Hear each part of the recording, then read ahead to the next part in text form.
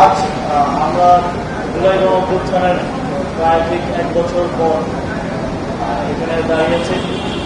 গত বছর এই সময়টা আমাদের বাংলাদেশের সকল নাগরিকের জাতীয় জীবনের একটা অন্যতম গুরুত্বপূর্ণ এবং ঐতিহাসিক সময় গিয়েছে। এই সময়টায় আমাদের মধ্যে কেউ কেউ হয়তো গুম অবস্থায় ছিলেন, কেউ কেউ হয়তো তাদের সন্তান হারিয়েছেন, আমাদের কোনো ভাই তার হাত হারিয়েছেন, পা হারিয়েছেন, এবং অনেকে চিকিৎসার জন্য কাতরাচ্ছিলেন। আপনারা জানেন স্বৈরাচারী শেখ হাসিনা তখন আমাদের আহত ভাইদের চিকিৎসা পর্যন্ত আটকে দিয়েছিল। সেগুলো আপনারা বিভিন্ন মাধ্যমে এখন আমরা জানতে পারছি, দেখতে পাচ্ছি।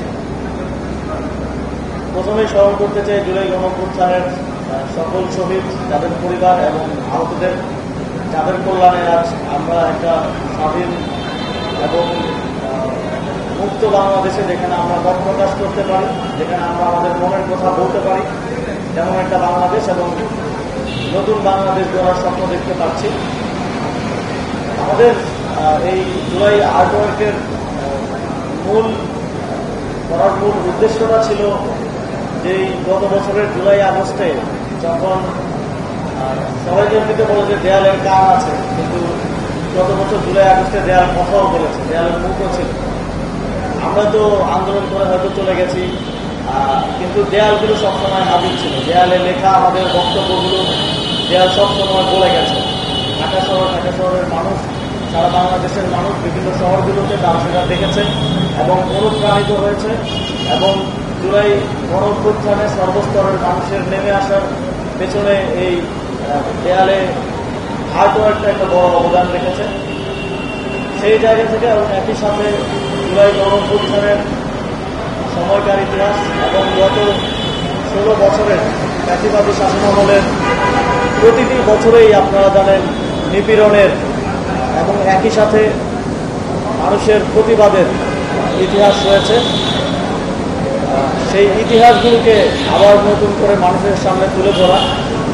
যদি আপনারা আমাদের ফার্মগেট অংশে আর্টওয়ার্কগুলো দেখেন, গত 16 বছরের যে ইতিহাস সেখানে তুলে ধরা হয়েছে, কেউ যদি গাড়ি দিয়ে যাওয়ার সময় প্রত্যেকটা পিলার দেখে দেখে যায়, তাহলে সে একেবারে রিলেট করতে পারবে যে 8 সাল থেকে 24 সাল পর্যন্ত সময়টা আবার স্মৃতিপটে ভেসে উঠবে। এটাই ছিল আমাদের উদ্দেশ্য, মানুষ যেন ভুলে না যায়। এবং সেই জায়গা থেকে এটা একটা দায়বদ্ধতার জায়গাও, যারা দায়িত্বশীল আছেন তারাও যেন এবং আমরাও যেন এই বিচারগুলো নিশ্চিত করতে পারি, এবং এরপরেও যারা আসবেন তারাও যেন এই বিচারগুলো নিশ্চিত করার তাগিদ অনুভব করেন। সেই জায়গা থেকে আমাদের এই কার্যক্রমটা ঢাকা উত্তর সিটি কর্পোরেশন বাস্তবায়ন করেছে। জাহিদ ভাইয়ের নেতৃত্বে একটা টিম দিনরাত কাজ করেছে গত 1 মাস ধরে, এবং আগারগাঁও থেকে শাহবাগ পর্যন্ত পুরোটা রাস্তায় পিলারগুলোতে আমরা জুলাইয়ের ইতিহাস এবং গত 16 বছরের ইতিহাস তুলে ধরার চেষ্টা করেছি। এই কর্মসূচি বাস্তবায়ন করার জন্য যারা অক্লান্ত পরিশ্রম করেছেন সকলকে অসংখ্য ধন্যবাদ। জুলাইতে তো অনেক কর্মসূচি হচ্ছে, আপনারা জানেন আমাদের সংস্কৃতি মন্ত্রণালয়, মুক্তিযুদ্ধ বিষয়ক মন্ত্রণালয় কার্যক্রম পরিচালনা করছে। এর পাশাপাশি আমাদের এই উদ্যোগটা ছিল আলাদাভাবে কিছু একটা করার, যেটা ওই প্রোগ্রামগুলোর থেকে একটু আলাদা, যাতে করে মানুষজনকে ডেকে এনে দেখাতে না হয়। মানুষজন রাস্তা দিয়ে চলার সময়ই দেখতে পারে যে জুলাইতে কী হয়েছিল বা গত 16 বছরে কী হয়েছিল। এটা আমাদের পরবর্তী প্রজন্মের জন্য গুরুত্বপূর্ণ। যারা জানেন না যে বিগত সময়গুলোতে কী হয়েছিল তাদেরকে জানানো, এবং এই সচেতনতা না ভবিষ্যতেও যে কোনো ফ্যাসিবাদের আবার মাথাচাড়া দিয়ে ওঠার ক্ষেত্রে একটা বড় বাধা হয়ে দাঁড়াবে।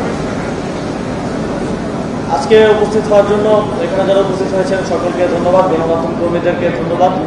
আমরা আজকে 1 বছর পর আমাদের প্রত্যাশা ও প্রাপ্তির হয়তো অনেক অমিল রয়েছে, কিন্তু একটা জায়গায় আমরা আমাদের কমিটমেন্টটা ক্লিয়ার রাখতে চাই যে জুলাইয়ের যারা শহীদ, যারা আহত, জুলাই গণঅভ্যুত্থানে যারা একটা নতুন বাংলাদেশ গড়ার জন্য এসে জীবন দিয়েছে, সেই বাংলাদেশ, তাদের স্বপ্নের বাংলাদেশ গড়ার লড়াইটা হয়তো কঠিন এবং সময় সাপেক্ষ, কিন্তু এটা আমরা বাস্তবায়ন করবো ইনশাআল্লাহ।